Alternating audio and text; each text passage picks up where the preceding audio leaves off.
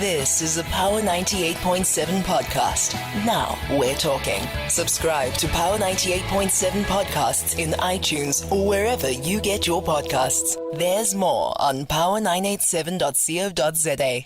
Welcome back to Power Business. In our next conversation, we are speaking to entrepreneur Teboho Nthoana. He talks to us about the first Township and Construction Property Summit taking place next week. Welcome, Teboho. Thank you for having me, my brother. Thank you very much. Take us through the Construction Property Summit. How did it come about, and what are you hoping to achieve? One, I'm an entrepreneur from the Township. Yeah. And I think for me it came about.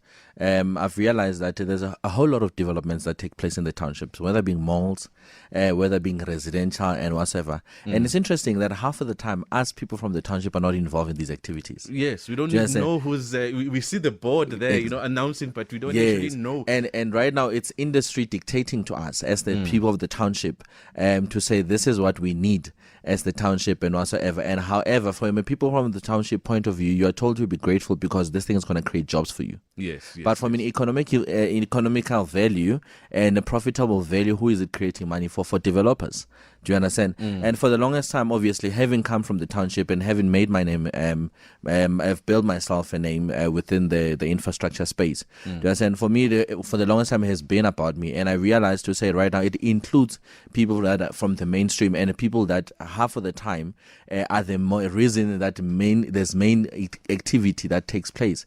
And some of the people that we employ, directors, financiers, accountants, and all that even sit in these companies, it's people that come from the township. But how many of us actually go back to the township and develop the township? So with this one, we've realized that there's a lot of people, there's a lot of information people don't know. People are seeing all these developments happening and coming around. They're thinking people are using their money, and they're not. Do you understand? So right now, that's where we felt to say, you know what, let's really take this across South Africa, across the townships. Let's really educate people of the township about opportunities as to how can they become involved with economic activities that are taking place in the township. Why can't we have developers that come from the township? Why can't we have, some of these developments that take place, tenants that come from the township and things like that they could actually own. So these are the things that we realize that they are not known. People are not informed. That's why even a simple thing from a property point of view, as black people, we do not own houses. Do you understand? Yeah. And when we grew up, we were being lied to say, no, buy a house, it's an investment. Where else we were not told to say, no, not every house is an investment. And right now we're told, no, you must be afraid of debt. Where else our counterparts are creating so much wealth out of debt.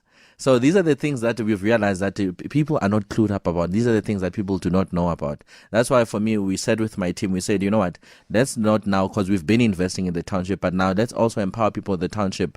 Because right now, I think as a country, we owe an apology to people in the township. Let's talk about that. In your view, why should prospective investors start investing in property? Particularly those in the township. This is the first of its kind, and it obviously sets itself apart in some way from the many, different summits that are out there. Yes. What sets this one apart? And in your view, why should we invest in property? Okay, simple thing. One, property is it's investment, and and one thing with property you're able to leverage.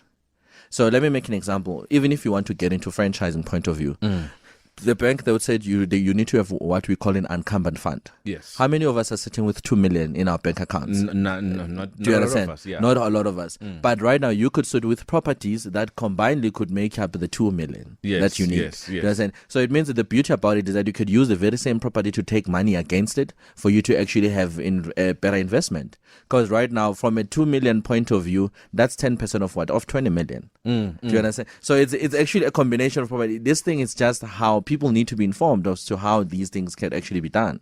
So, and you could use the very same property, simple thing, from a residential point of view. How many people in the township are looking for a place to stay? You know, and there's people that grew up in the township. They don't want to be living in Sandton. They don't want to be living in the inner city CBD. Do you understand? However, they still want to live in decent places where even the girlfriend comes, it would still in a decent place. Do you understand? And that's where right now you find even from Ama backyards, you know, rooms. Right now they're building double story. People are becoming innovative way in the very same township. Some of the biggest businesses in the township is lifestyle businesses. We've been very, very pedestrian in the manner in which we've gone through property without taking it seriously. Yes. How did you get involved in property? Okay, for me, I started property. I bought my first property. Actually, I was earning 2.5. Yeah. You know, I bought this house was bad, man. You know, I remember my friends at the time when I went to they asked me to and I actually thought I had made a bad decision. Do you understand? But right now I bought a house. The house was 70,000 in terms of that, and it had outside structures.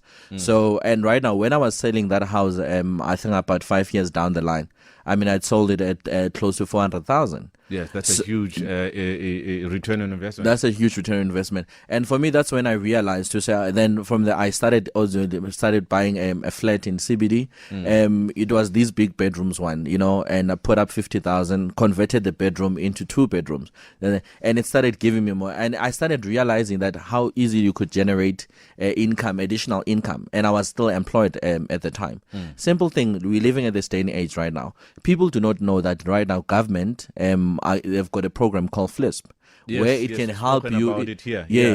Where people could get 122,000 free mahala money. Subsidy. It's a subsidy. And right now, there's even banks right now that are giving you a plus up to 110% bond. Yes. So right now, there's opportunities at this point in time that could get people immediately to actually get onto the space. People thinking they over-exaggerate this, they overcomplicate this. You understand? And sometimes you could even be unemployed but still get into property. Who should attend? Where is it going to be? Is there a cover charge? No, it's not a cover. There's no cover charge. What we've done. Thank you to the city of Ekurhuleni. So what they've done, we've partnered with them to actually help, you know, open this up for the public so that we could actually try to empower more people as much as we can. So we're having it at Beachwood Hotel, you know, on the 19th. That is next week, Wednesday, from 9 o'clock. We're bringing different investors, people that are doing this, people that have put it together deals, financiers as well. So, because I mean, part of the big plan for this end of the year, we want to actually be launching a fund that is focused on developments in the township. Lastly, before I let you go, what are the attendees going to take away from this? What are you looking? What are the lessons? Okay, well, part of the lessons, it's a simple thing: understanding credit, the difference between good credit and bad credit, you know, and understanding why the different types of property types or investment types that could actually get into, whether being from a construction point of view, whether being from a franchising point of view, or even property itself, and how they could even go about structuring those deals. And if ever they unemployed or they do not have money, how they could source and bring together people that have money to help them actually put together those deals. And once you've got the deal, how do you leverage deal to actually buy money? Where do we go to get more information? It's next Wednesday at the Birchwood Hotel in Ekurhuleni.